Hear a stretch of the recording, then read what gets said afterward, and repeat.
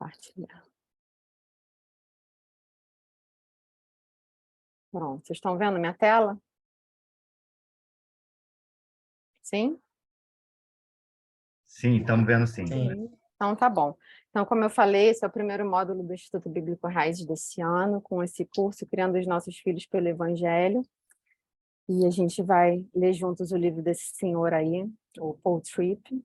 É um livro muito abrangente e, pelo menos para mim, foi muito impactante. Foi um dos primeiros livros que eu li nessa caminhada aí. E a nossa primeira aula, a gente vai falar dos 3 primeiros capítulos, né, da introdução e dos 3 primeiros capítulos, que falam sobre esses 3 princípios, o chamado, a graça e a lei.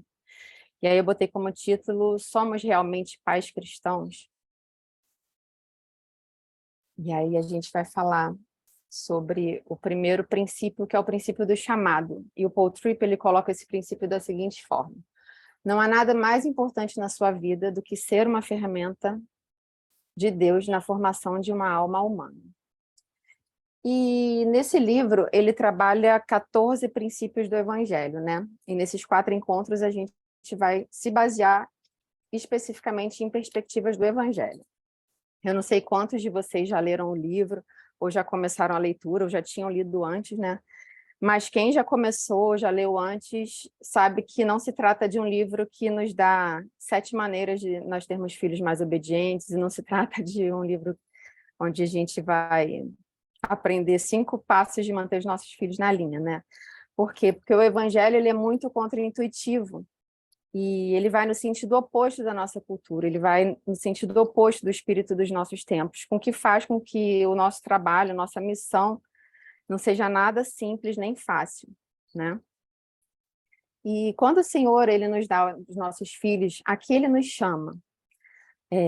Eu vou ler um texto aqui com vocês, diz Gênesis capítulo 2, versículo 15, onde diz assim: tomou, pois, o Senhor Deus ao homem e o colocou no jardim do Éden para o cultivar e o guardar. E aqui a gente vê Deus dando ao homem, né, aos seres humanos, aqui Adão, a possibilidade e a missão de sermos corregentes de Deus com ele, de cuidarmos e de desenvolvermos a criação que Deus tinha nos dado junto com ele. Isso se aplica em todas as áreas da nossa vida, inclusive no nosso papel de pais e mães.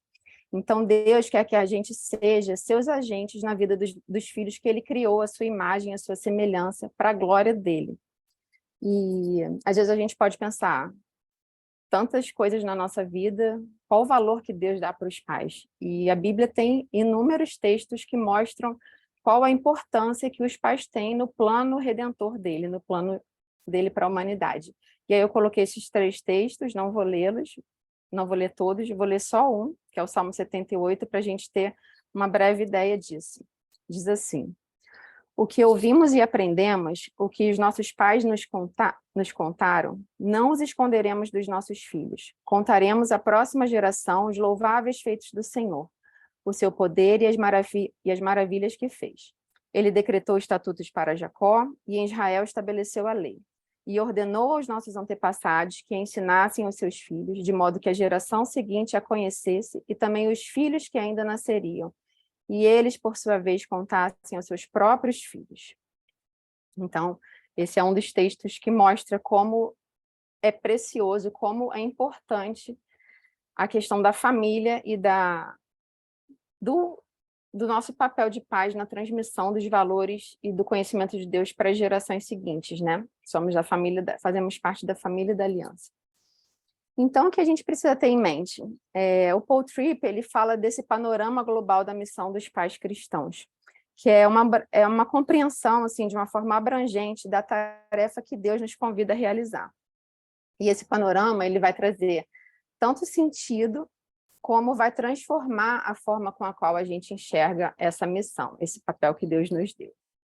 Porque, assim, a gente não deve se basear em princípios humanistas, em princípios vigentes na cultura atual. A gente não deve se preocupar quais são as diretrizes mais eficazes para a formação de um ser humano, para a gente aplicar ela nos nossos filhos.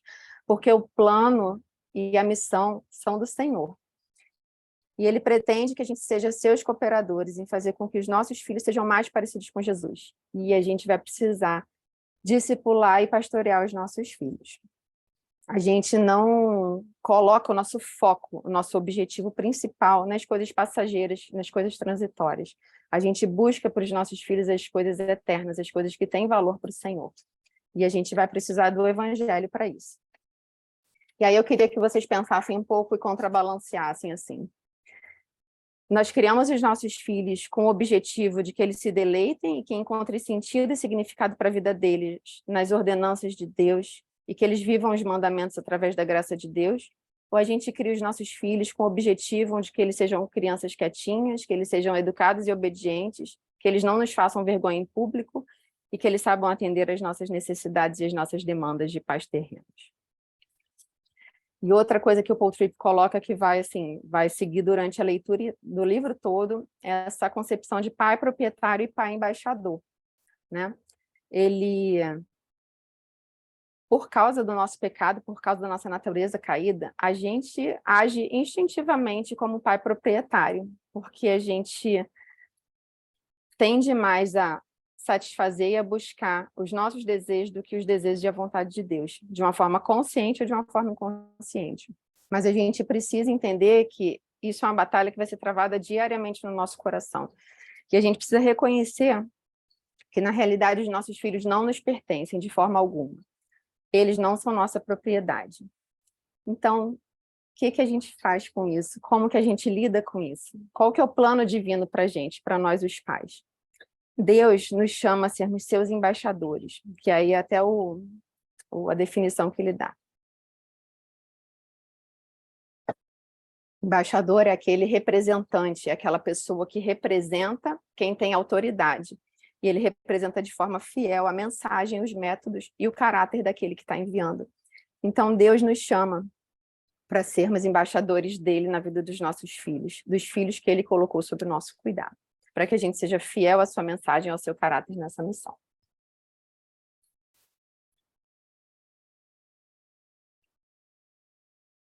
Não está passando, só um instantinho.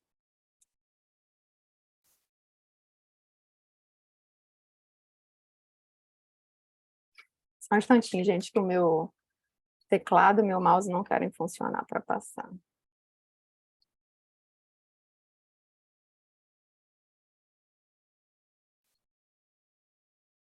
Cícero. Tá passando nada aqui, gente, só um instantinho.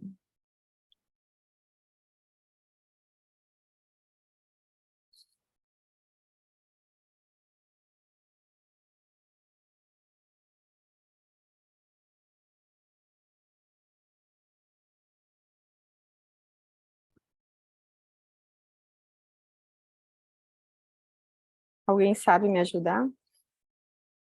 Fecha o Keynote e abre ele de novo. Não, então, não está nem indo para o ESC. No ESC não está nem saindo da tela. Eu não estou conseguindo... Você consegue parar de compartilhar a tela? Não, então, não tenho... Ah, tá aqui, peraí. Pausar compartilhamento. Ah, agora foi. Consegui mudar aqui, mas não apertei nada para mudar não, mas foi. Desculpa, gente.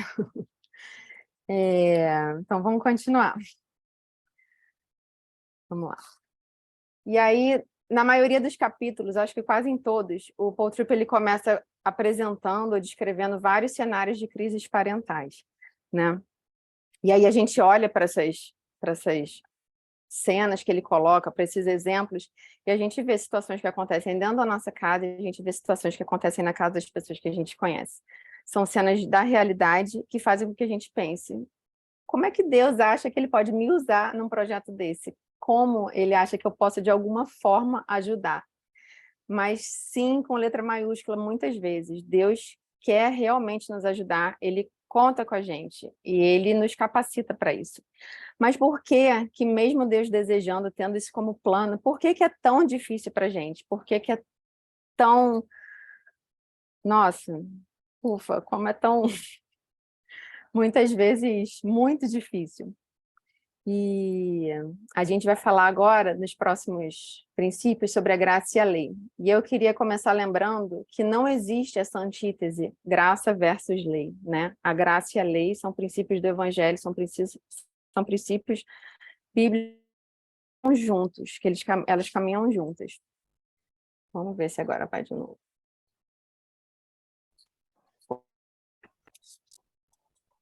E aí a gente vai falar agora um pouco da graça. O Paul Tripp coloca como o princípio da graça dessa forma. Deus jamais nos incumbe de uma tarefa sem oferecer o que nós precisamos para executá-la.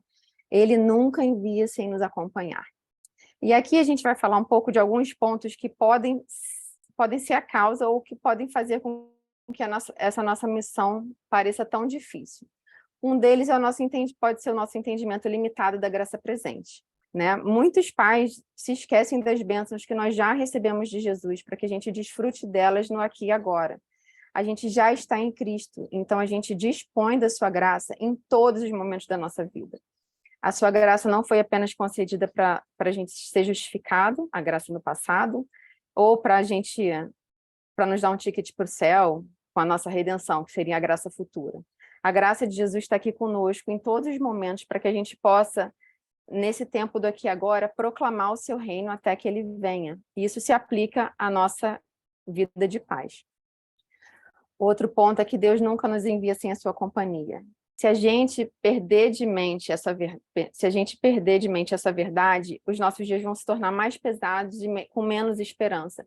Então a gente deve se lembrar disso sempre, mesmo nos dias que estão mais difíceis, quando a gente tem vontade de desistir. Deus nunca nos envia sem a companhia dele, ele está sempre com a gente. A Bíblia é repleta de textos que falam que Deus não nos abandona, que ele não nos deixa jamais. E nessa missão, o Senhor também deseja nos tratar, nos expondo o nosso próprio coração. E aqui é um ponto para a gente olhar para dentro de nós mesmos, porque a gente tem muito mais semelhanças do que diferenças com os nossos filhos. E muitas vezes o nosso maior obstáculo não são os nossos filhos, mas somos nós mesmos. Porque, como eu falei antes, o nosso coração, a nossa natureza é caída. Então, quando a gente está na nossa rotina, nos nossos momentos ordinários, os compromissos fundamentais do nosso coração, eles vêm à tona. E dessa forma, Deus nos mostra aquilo que a gente tem posto a nossa confiança, aquilo que a gente tem buscado como prioridade, e assim ele vai poder nos ajudar a amadurecer na nossa caminhada, a nos santificar e a renovar nossa mente para que a gente possa conhecer qual a vontade dele para a criação dos nossos filhos. E a nossa incapacidade, ela faz parte do plano de Deus. Ele não pede que nós sejamos capazes, mas que a gente se disponha. Porque nós não somos capazes, ninguém é capaz. Nosso coração precisa dizer para o Senhor, Senhor, eis-me aqui, e a gente precisa se submeter a Ele, que é o autor de toda a obra. E todos nós precisamos do Evangelho. Nós precisamos, não somente dos nossos filhos, nós também precisamos do Evangelho o tempo inteiro, porque o Evangelho é para os pecadores, o Evangelho é para aqueles que sabem que precisam de Jesus. E a gente luta tanto, a gente batalha tanto, porque a gente age como se a gente tivesse o controle das coisas na nossa mão, que a gente tivesse as melhores decisões na nossa mão, e a gente esquece muitas vezes de colocar tudo debaixo do senhorio de Jesus e seguir em frente dessa forma. E por isso que é tão contraintuitivo, isso não é nada natural, porque a gente precisa nadar contra a correnteza, a gente precisa subir o rio, e viver de acordo com os princípios do Evangelho é viver subindo o rio. A graça de Deus, ela precisa permear e transformar cada relacionamento que a gente tem. Porque a mensagem do Evangelho, ela diz que nós somos radicalmente pecaminosos e nós somos radicalmente amados. E isso deve transformar tudo que a gente vive, inclusive o relacionamento que a gente tem com os nossos filhos. E no mundo que a gente vive, quando que uma mensagem dessa vai ser natural? É muito contraintuitivo. Então, de uma forma mais aplicável, assim, a gente precisa no nosso dia a dia ensinar os nossos filhos sobre a maior história de amor do mundo. A gente precisa inserir a historiazinha pequenininha deles, a nossa história familiar, dentro da grande narrativa que é a história do Evangelho. E a gente faz isso dia após dia, momento após momento, conversa após conversa. A gente precisa recitar essa história para eles dentro da narrativa da cosmovisão cristã.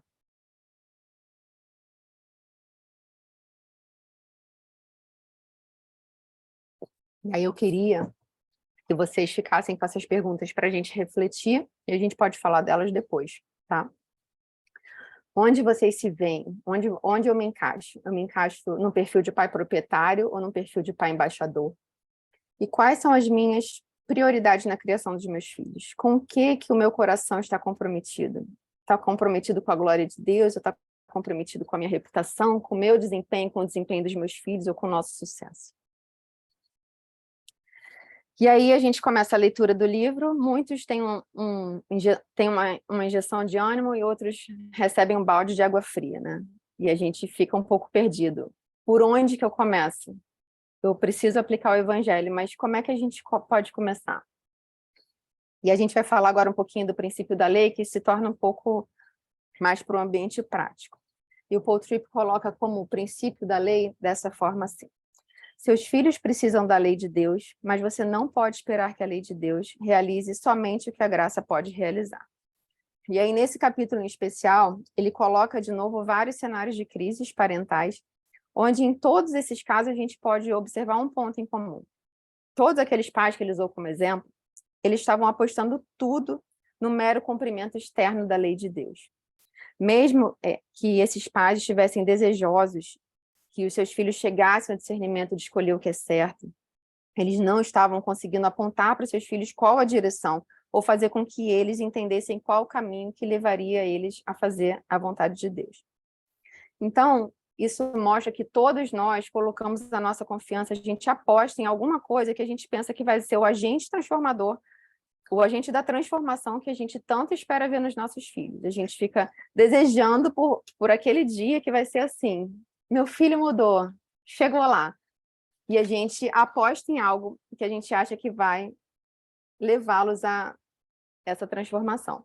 E a gente acaba fazendo muito isso com a lei de Deus. A gente coloca todas as nossas moedinhas no cofrinho lá da lei. E porque pode parecer uma coisa muito simples. Você obedece a lei, você ganha, você é abençoado. Você desobedece a lei, você perde, você é punido. Tem um livro que eu gosto muito, do Francis Schaeffer, que é A Verdadeira Espiritualidade. Ele coloca uma frase que encaixa muito bem aqui. Ele diz assim: a verdadeira espiritualidade, a verdadeira vida cristã, é mais do que abster-se mecanicamente de certa lista externa de tabus. Por outro lado, não chegamos à verdadeira espiritualidade rejeitando a lista e vivendo uma vida mais frouxa. Existe uma negativa bíblica, mas ela não fica estagnada ali. Ela flui para a positiva. E a gente segue nesse sentido aqui. A lei, ela nunca vai trazer redenção para o coração humano. Como a gente falou lá no início, a lei nunca vai fazer sozinho o que somente a graça pode realizar. Porém, a lei, ela é um gabarito para todos nós. Por quê? Porque a lei expõe nosso pecado. Em Romanos 7:7, Paulo diz o seguinte: que diremos, pois? A lei é pecado? De maneira nenhuma. De fato, eu não saberia o que é pecado a não ser por meio da lei. Pois, na realidade, eu não saberia o que é cobiça se a lei não dissesse: não cobiçarás. Então, a revelação de Deus na forma de lei, ela diz respeito a mostrar o seu caráter e a discernir o bem e o mal. A lei precisa ser usada com os nossos filhos para trazer significado para eles, para poder ajudá-los a distinguir o que agrada e o que não agrada a Deus. E a gente precisa observar se a gente tende a cobrar dos nossos filhos que eles cumpram meramente um ritual, ou que eles cumpram meramente uma lista de regras, e sem estar dando para eles o porquê daquilo tudo. A gente tem sempre que se basear no Evangelho, na grande história de amor de Jesus. Porque se tudo que os nossos filhos precisassem, nós precisássemos, fosse cumprir uma série de regras, né, uma lista de regras, Jesus não precisaria ter vindo e vivido o que ele viveu.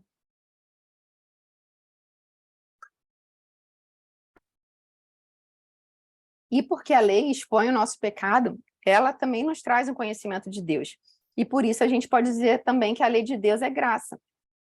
A lei de Deus é um cuidado extremo do Senhor para com o seu povo. Os nossos filhos precisam... Essa frase aqui é do Paul Tripp, eu achei boa para a gente ler aqui. Ele diz que os nossos filhos precisam ser indicados nos trilhos por onde eles devem correr e os limites que eles devem respeitar. E aqui a gente vê bem o papel da lei. Ela aponta para Deus, ela mostra o que agrada ao Senhor, ela mostra o que desagrada ao Senhor, ela mostra onde a gente deve andar. Mas ela sozinha, ela não tem a capacidade de fazer nada, ela nos aponta. E por isso que a graça e a lei andam juntos. Então, eu queria que a gente pensasse em alguns pontos para a gente compreender. Deixa eu beber mais uma água.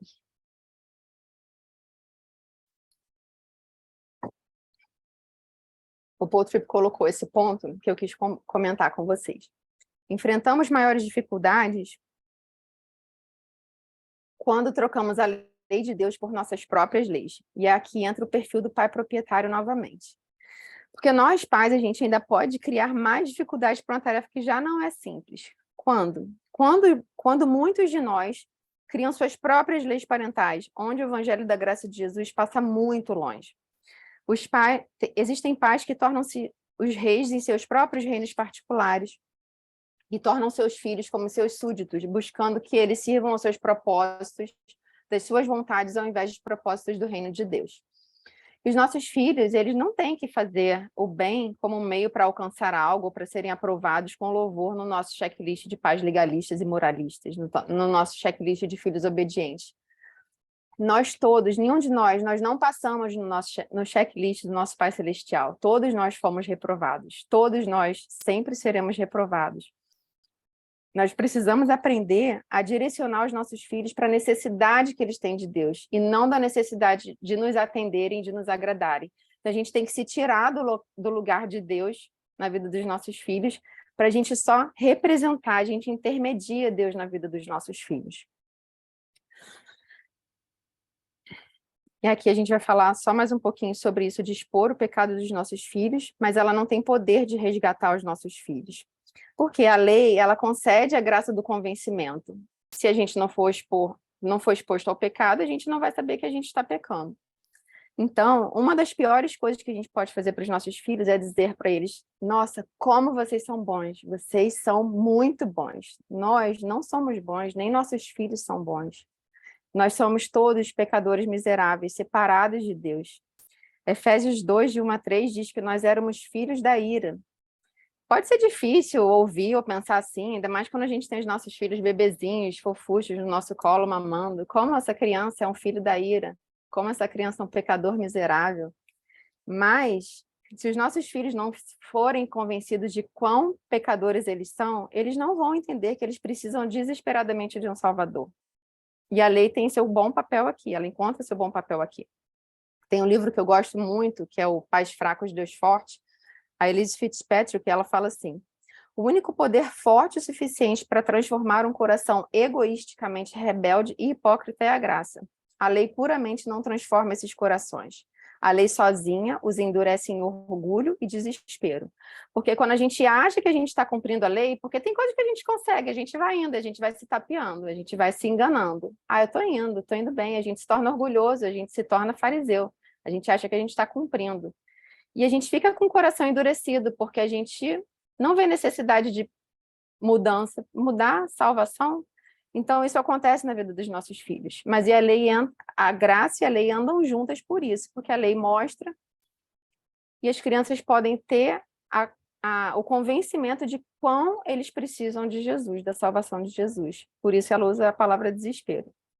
E aí a gente precisa pregar o evangelho para os nossos filhos, né?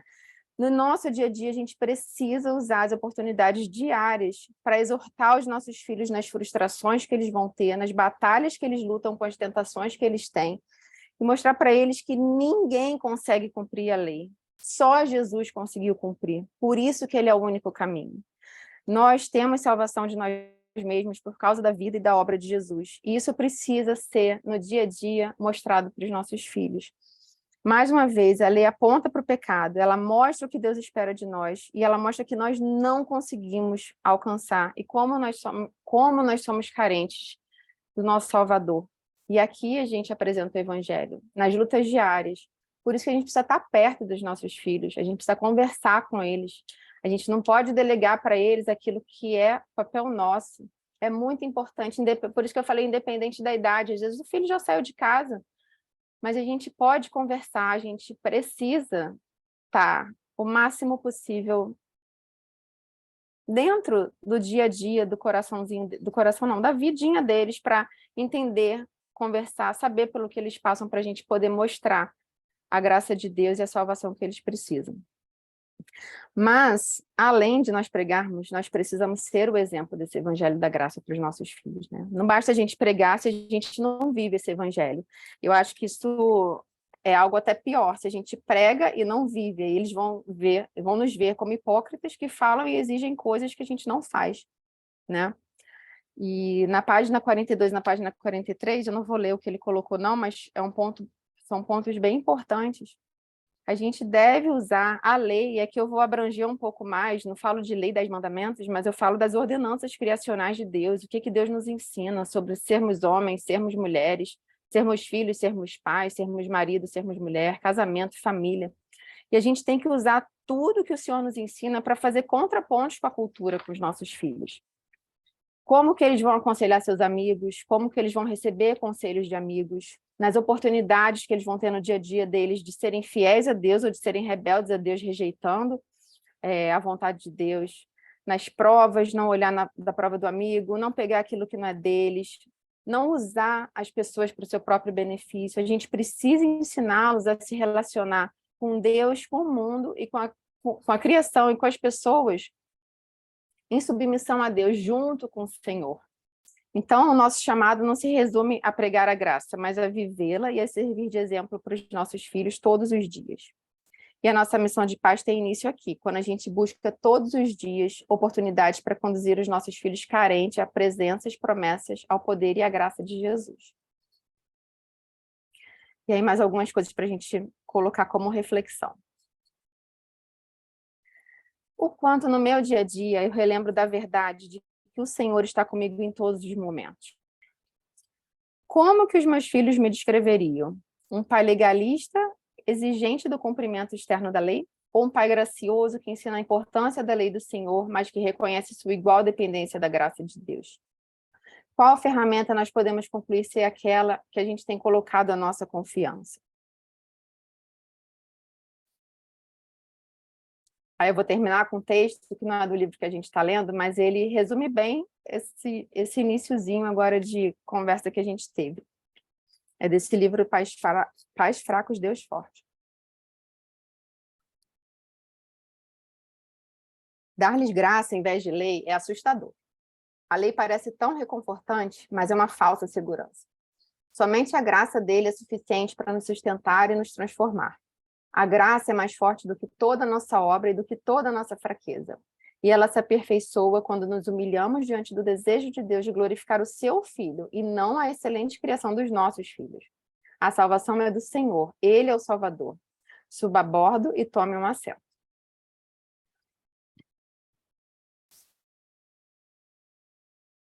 Pronto, era isso que eu queria compartilhar com vocês hoje.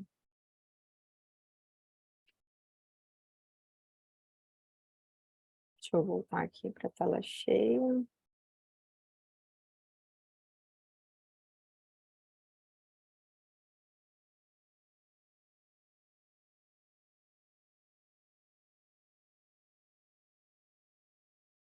Tá todo mundo aí? O que você quer pesquisar?